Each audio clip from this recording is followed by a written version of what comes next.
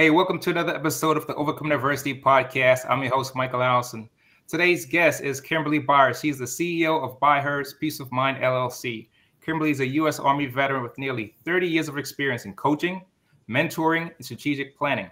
She's here to share her personal story about grief, health challenges, and some transformation. She's here to talk to us about how she's been helping people with peace, empowerment, and clarity. Man, I can't wait to dive into this conversation. Welcome to the show, Kimberly. Thank you, Michael. Thank you for having me on your show today. Absolutely. It's a pleasure to hop into this conversation with you, especially with somebody that has served our country. So I want to say thank you for your service as well before we even get started. Thank you for that. I know many people say that a lot, but for me, as somebody that served myself, it means a lot for me to actually speak to someone that's actually served and is here to tell their story. Thank you, Michael. Thank you for your service as well, because I know that you've served as well in the Marine Corps. I love it. So, Kimberly, you know, you're in a profession where you're empowering people and changing people's lives. And I think that's an important aspect in this day and age where people are going through so many things. So I want to just dive into it. If you could tell me a little bit about like your personal story. I know that you've been through some loss in your family, some challenges and things like that. But what are some of those things that formed and created that path for you to shape you into the person that you are now today that's helping people? Absolutely, Michael. So one of the things that when I talk about my story, the loss of my mom, I think about the powerful woman that she was and how she raised me. You know, when you think about your childhood, sometimes, you know, we get a little older and we don't remember everything. But one thing I can say, one of the things that I always wanted to do is I wanted to join the military. And something that happened to me just before I joined the military, I had broken both of my femurs in a horrific car accident. Oh, wow. When I think about adversity, I think about that time when I broke my legs and they told me I was never going to walk again. And I'm like, you know, the devil is a lie, because I will walk again. I will join the military and I'm going to do what I need to do and what I said I was going to, you know, go out there and conquer. So when I talk about adversity, I talk about being impactful to family and friends. My mom taught me all those things because she pushed me through that. Now, when I lost my mom to cancer, that's when everything switched for me. Everything changed. You know, I modified how I deal with things on a different level, because we shouldn't take life for granted, you know, because you never know. Tomorrow's not promised, right? Right. So you think about all those things and you think about what can you do to change the world, to impact those that are suffering from grief and loss. One of the things I can definitely say is it's okay to not be okay. And to remember, don't let the loss take you, because the person that you lost wouldn't want you to dwell there. They want you to keep moving, keep living, and doing what you need to do. Like I like to say, push up, pull out, and keep living. Man, I love that. That's actually something that I read in the scriptures today this morning when I was at the gym. So that's actually resonating with your story that you're sharing with me right now. I want to touch on something a little bit, because I know that it takes a good bit of courage and a good bit of a gumption in regards to like actually building up that mental fortitude to actually like step into the military and do some of the things that they're going to ask you to do, especially after somebody just broke 2 femurs. So if you could tell us a little bit about how did you even overcome some of that emotional challenge and anxiety, and then the depression aspect or in the grief around some of the things that happened to your mom for you to even move forward? Because it takes a certain individual. It takes a little bit of something that's from their upbringing. It takes a little bit of something that pushed them to give that extra nudge just to push them forward. Can you talk a little bit more about that? Of where did that even stem from for yourself? For me, it was all about prayer. It was all about knowing that my mom was a strong woman and that she wouldn't want me to stop. And that's one of the things she said. Don't stop following your dreams. Don't stop. Keep pushing forward and doing what you need to do. And that's what I want to tell some of your listeners, because I know a lot of times they get stuck there and they don't want to move forward because in their mind, I lost this or I lost that. You know, some people say that's the best thing they ever had. Well, God has other plans for you. God has more for you out there. If you just let not the loss go, but work through the loss, I guarantee you that God is in this space that I'm in right now. Most definitely. So I actually want to jump into that and talk about the space that you're in now. So you created ByHers Peace of Mind. So if you could talk a little bit about how does your company serve women in regards to like the coaching that you're doing, and how are you guys empowering and changing people's lives? Well, the way we're empowering and changing people's lives, we're letting them know, again, like I said, it's okay to not be okay, but also embrace the changes that are going to come your way. When you feel like you're stuck in a space where you see nothing in front of you, you have to kind of reach inside yourself and say, hey, what am I here for? What is my purpose?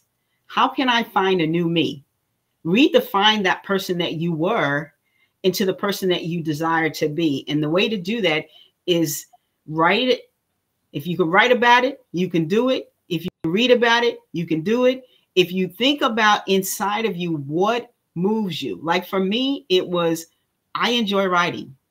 I enjoy talking to people. I love people. I honestly do. And people are, you know, when they say you love people, I was like, yeah, I really do. Unconditional, you know, because, you know, people have conditions when they say they love. But it's unconditional because you want people to know I'm here for you, and open your heart. Don't be afraid to let someone else in because of the loss that you had. Absolutely. I want to touch on a little bit about like your military career. So for someone that has served, can you talk a little bit, how did your military career shape your perspective in regards to stepping out, transitioning into the career and the profession that you're in? I know there's a lot that's tied to like your discipline, your resilience and success while you're in the service. So can you talk a little bit about that for your transition into the career that you've developed now? Yes, I definitely can, Michael. You know, being in the military showed me what a leader is supposed to do. Shows me that you have to care and you have to have empathy and be sympathetic to others. And you also have to make sure that when you talk about active listening, are you really listening? Or are you just kind of like, you know, I'm here, but I'm not really listening? No, you have to actively listen to people that are having issues, concerns, that you are there to support them. Let them know that you're there to support them. Sit down with them, have a cup of coffee or tea, you know, check on them, call them, just like we do in the military. What we say, I got your six. I got your six. I got your six. Absolutely. There's something I want, if you could dive a little bit into. I know that you have proprietary information when it comes to like your coaching programs and your systems and things like that. But for our listeners that's listening and be curious in regards to like working with you, can you talk a little bit about like your coaching system? What is it like to work with you on a one-on-one basis? And then if you could talk a little bit about some of the things that you've helped created and developed where you're the coach and you're the go-to expert where clients are going to come to you and get success when working with you. Absolutely, Michael. And that's a great question. I like that question. Clients, when they come to me, they're going to get my undivided attention. I have a workbook that we're going to work through together in order to get you through your different steps. And for instance, say if you had a problem where you wanted to do a career change, you know, you want to do a career change, and I'm jumping off topic, but you want to do a career change. What would that look like for you to do a career change? For me, I would first ask you, what is it that you like to do? Right. Just like in grief, what did you like to do when that person was alive? Right. What did you like to do before that loss of that job or that relationship? What did you like to do? Are you opposed to not doing those things again? Because I would encourage you to do those things again, taking baby steps, because that's what I had to do. I had to take baby steps to start getting out there again, moving again, going to the gym again. And yeah, so that's what I would help my client with, to do those, to move small baby steps. But remember, we got to push up, pull out, and we got to keep living. Absolutely. That reminded me of when I first went to Japan, and I was a corporal there, and I got introduced to the sergeant major of the base in Okinawa, and he was talking to me about he's getting ready to retire, and he's seen a young African-American young man coming into the service. I'm all motivated, pumped up, and everything, all of those things to be there. And he said, hey, man, I'm getting ready to retire, and I really don't know what I'm going to do when I'm getting ready to transition. And it kind of hit me with like a ton of bricks when I'm getting retired. And now I'm really struggling. And I don't want that the same thing for you as we was going through this onboarding process. And he introduced me to the concept of Ikigai, which speaks to exactly to the same thing that you just mentioned, with in regards to like, what is it that you truly like to do? What is it that you would love to do and get paid for to do? What is it that you probably would do for free? But, you know, some things around those types of concepts in regards to what that means to you. And that's important, especially for people that you're going to be working with. So I love that answer. I want to ask you about something that I find that people mention this a lot. And I think people actually sometimes take it for granted. But you mentioned something that was important, and that was around journaling. And I want to ask you, how important is journaling in regards to like writing down your thoughts and your feelings and just manifesting things that you're trying to incorporate and actually developing your life around your goals, short-term goals or long-term goals? Michael, journaling actually has been a huge part of my life. I started journaling when I was young. I wrote on a napkin the very first time I started journaling. And my mom asked me what was I doing, and I told her. Some of the best plans comes from napkins, actually. But go ahead. I wrote out what it was I wanted to do, what my life was going to look like in 5 years, 10 years, 20 years. And she said, "Oh, you're writing like a journal?" And I was like, "Yes, Mom, I'm writing like a journal." So journaling is so important. You can put your thoughts on paper and never have to worry about anybody reading them. They're for you, right? They're for you to set goals and milestones that you can hit realistically. Remember, they have to be realistic goals that you can attain in a timely manner. So you want to make sure you have those 20-day goals, the 30-day goals, the 40-day goals, 60, 90-day goals. You want to make sure that you're hitting them. And by journaling, that's what journaling can do for you. Get down those thoughts out of your head, get them on paper so you can visualize what it's going to look like for you. Visualization is important. I love the visualization aspect. That's something that I practice myself to in regards to like transitioning that to like the actualization of actually what it's going to turn out to be. I want to hop into something. I know you mentioned this earlier, but if you could share something with our audience that, let's say, for example, somebody's listening to the show and they may have had a setback and they're dealing with a challenge or adversity at this particular moment. You spoke about when you broke your 2 femurs, and let's just put someone in that perspective in regards to like they're dealing through a tough time. Can you walk someone through what is it that they could actually start doing today or implementing today if they actually have some tragic grief or some setback? They may have gotten fired. They may have gone through a divorce. They may have gone through a breakup. They may have got some bad news today or something like that. What is it that you did for yourself to even get you past that phase that you could share with our audience now to help them get through something like that now? You know, Michael, that is a tough question, but I can answer it. For me, at first, I was thinking all about these different things I wouldn't be able to do. I wouldn't be able to run. I wouldn't be able to join the military. I'm not going to have a job. I'm not going to be able to take care of my mom and my brother. But then I had to backtrack, and I remember, you know, it's important for you to not speak negative. You know, don't speak negativity. Because when you speak negativity into your spirit, into your life, and you put it out in the atmosphere, that's what's going to come back to you. So what I did, I transitioned while I was healing, because it took me 2 years. So as I was healing, I was doing all the exercises and stretching. So in your mind, remember, the exercise is what you need to do to get to where you need to be and where you want to go. So you have to exercise your mind, get all the negative thoughts out, and start thinking about everything it's going to take for you to move slowly. Little baby steps, but those baby steps turn into big things that recreate who you are. So if someone's out there having a rough time and they're struggling, stop the negative thoughts. Don't let anyone speak negative to you, because when they speak negative to you, you'll start interpreting that as that is where you are, and that's not where you are. The positive is the way to go. I like that. You know, I always like talk to my son, especially for someone that's in sports right now. And I was telling him in regards to like how you speak and how you project things. And I was telling him some of those things are tied to self-esteem, and also that's also tied to like your confidence. If you could, can you elaborate a little bit about what is it like when someone is trying to like find harmony in their life and they're trying to find that peace of mind and they're a little bit out of whack and out of balance? I was speaking to a woman the other day, and she was talking to me about menopause, and she was talking to me how women go through so many different things that could be affecting them and throws them off, right? So how is it someone could find themselves to get back centered, get back grounded, and just find that harmony and find that peace of mind that they're searching for in their life right now from a coach like yourself? So for one of the things, Michael, I would say is to learn about meditation. Learn how to meditate so you can center yourself. When you learn about meditation, it allows you to get inside of yourself, inside of your mind, and say, okay, this is what I need. This is what I want. This is what I'm trying to do.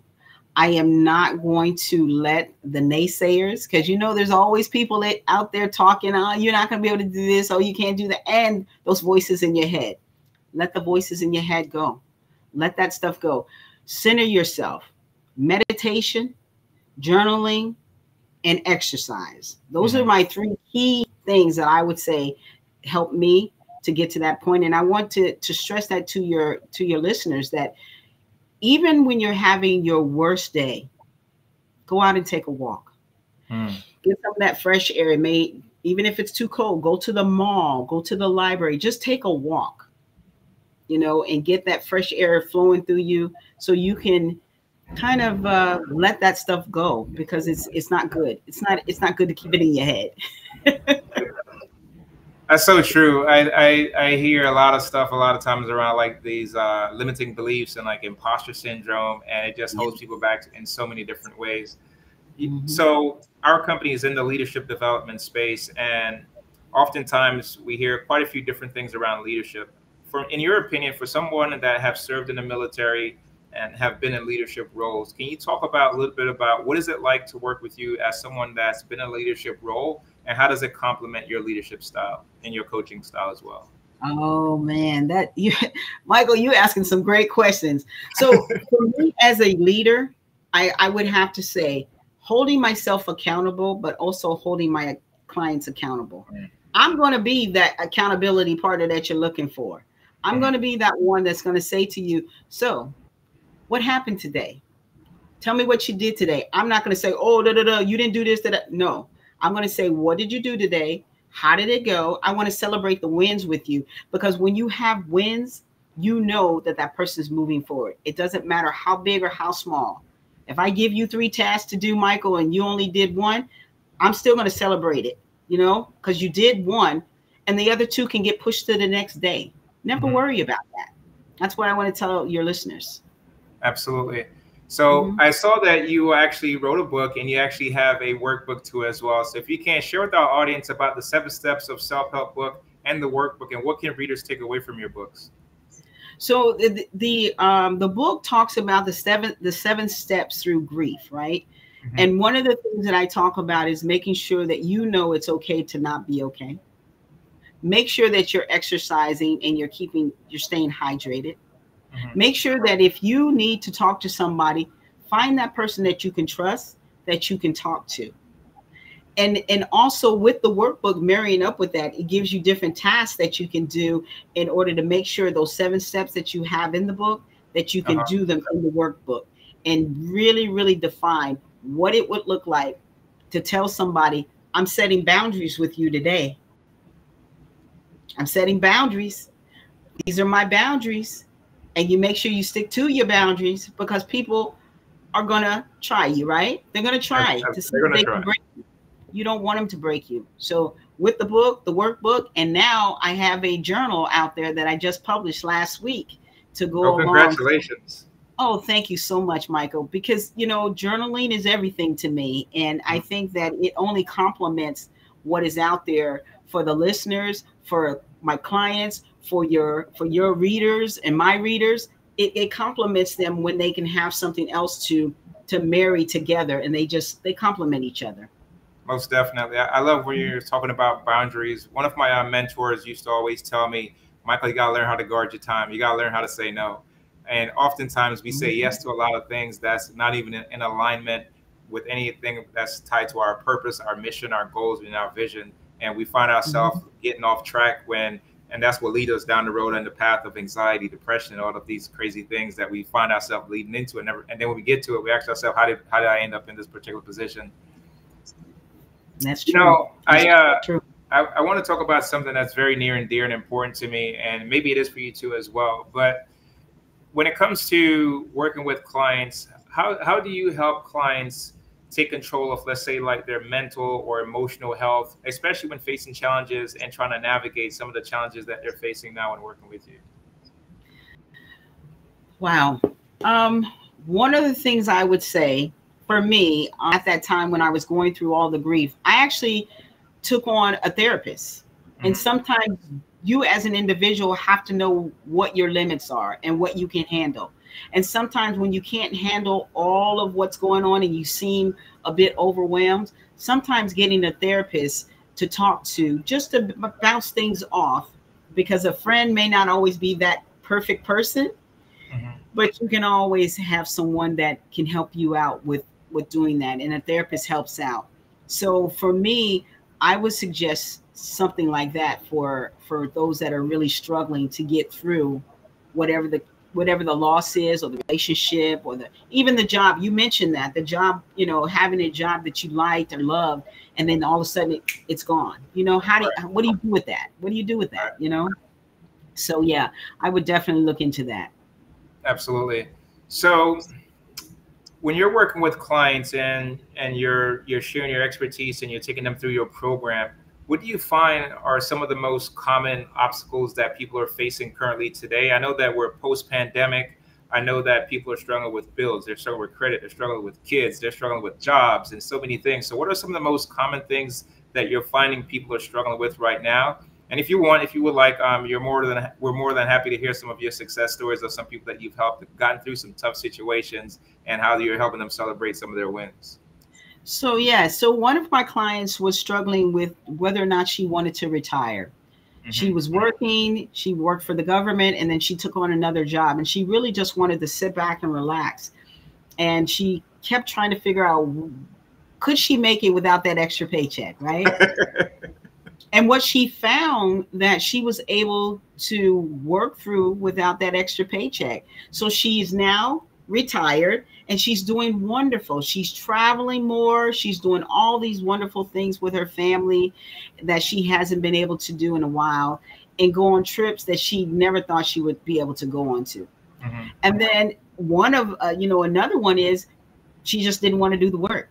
She had no desire to do the work, no matter how we met, you know, how often we met, how often we spoke, how often she was given homework. She just didn't want to do it.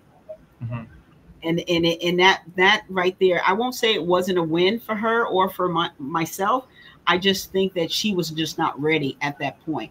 So that some of the things that you have to talk about, those unlimited, those limited beliefs that they have in their head.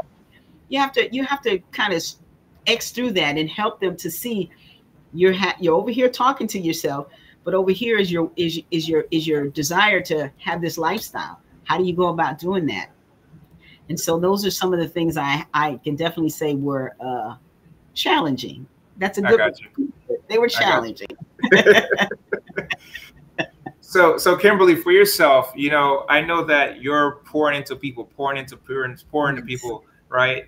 But I do know sometimes that if you keep pouring into people, sometimes you got to make sure that your cup is filled up to it all the time, right? So can you talk a little bit about what are some of the things that you're practicing, some of the things that you're putting in place to make sure that when you show up to your clients, you're giving them 100% you, fully authentic you, fully energized you, and fully present? One of the things I like to do, Michael, I like to go camping. So that's something that helps me to go camping. Like I'm going camping tomorrow. I'm going camping for the next 4 days.